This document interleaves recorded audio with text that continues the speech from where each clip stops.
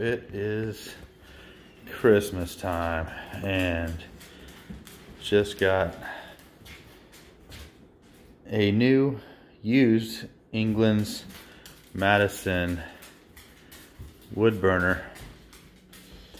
This was actually brand new, but a guy had bought it for his garage and never ended up installing it. It was still new in the box when I got it from him, and got it for a few $100s off retail price.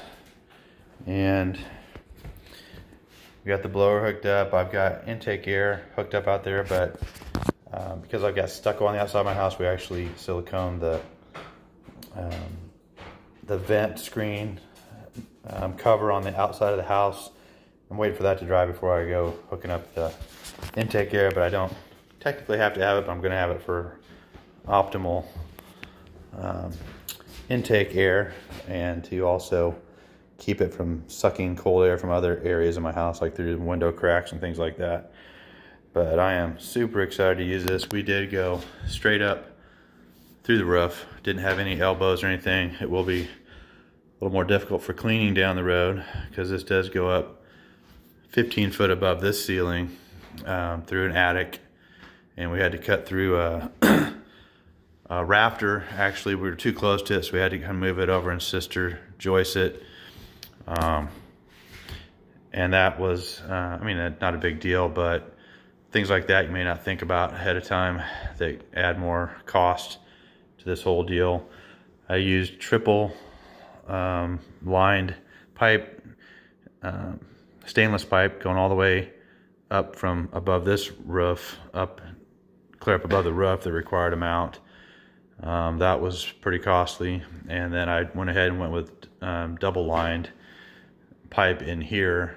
It came with single wall pipe, so this is double wall. I thought it would draft better with that.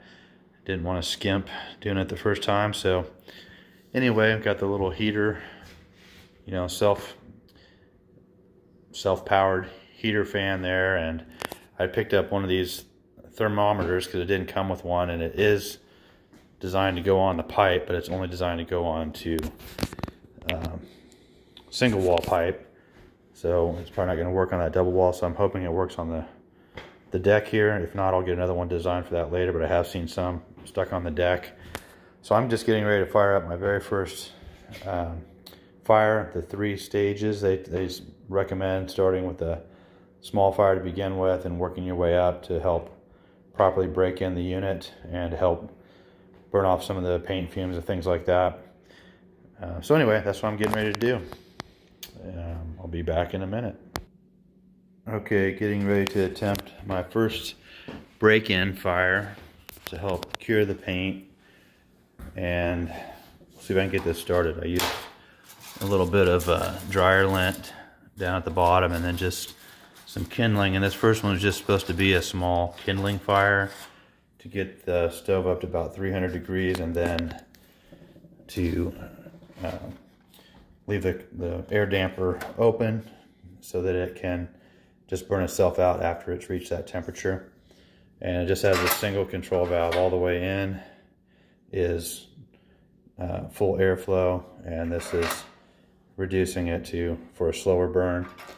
Now, one thing maybe somebody can tell me too, I haven't been able to find yet, but I did not put an additional damper in here. Even though I got one, I couldn't see where they recommended that, and I'm not 100% sure if this actually completely shuts off all airflow coming in, but I don't want a bunch of cold air getting drafted in my house when this is not being used.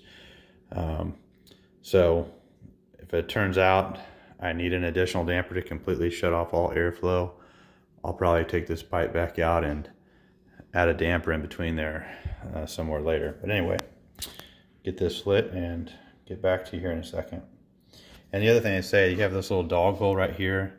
There's a little hole right here that air comes through, and they want to keep this middle channel open through the middle so that it properly drafts. So anyway, you don't want ashes or coals to get up above that hole where it's blocking it.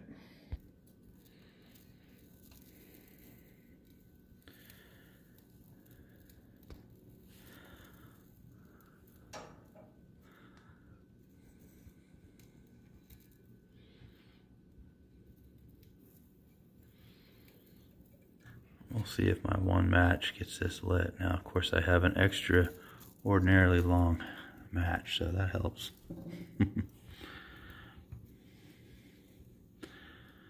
I have wanted a wood-burning stove for well over 20 years and never got around to getting one, and finally just did it.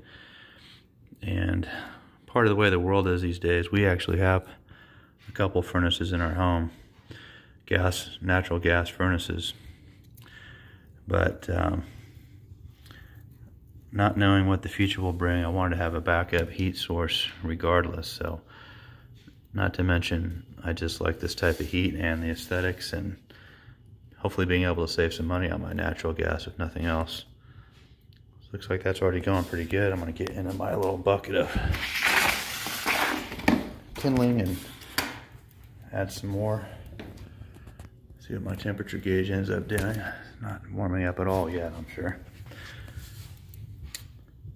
All right, I'll get back to you in a minute. I have the door still cracked a little bit because I believe until it gets up to about 300 degrees, it doesn't quite start drafting like it should. I did try to go ahead and close it, but it tries to die out pretty quick.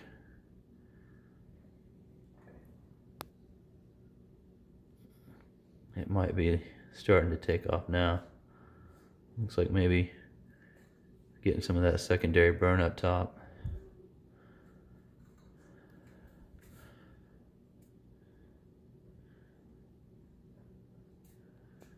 Very cool.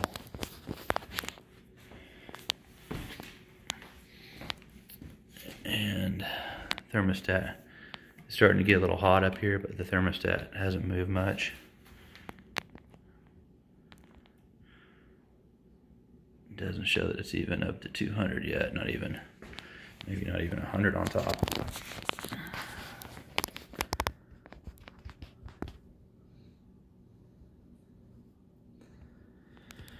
And I am going to get a metal rack for over here. I might even have one built that I can get more wood here with a metal shield between that and the stove itself. But I built this pad a little wider on one side to hold some extra wood, and probably would have and should have brought it out a little bit further in hindsight, but the little fan's not going yet. It'll take a little more heat to get it going, I think. I moved the little fan and it's taking off now.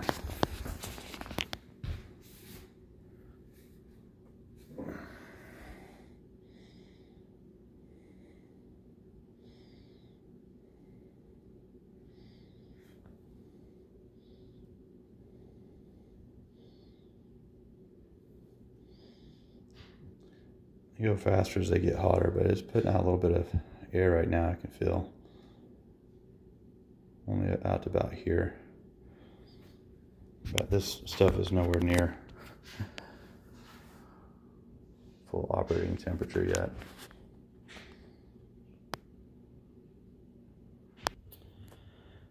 So there it is, the first break-in burn, and it's getting fairly close to 300 degrees.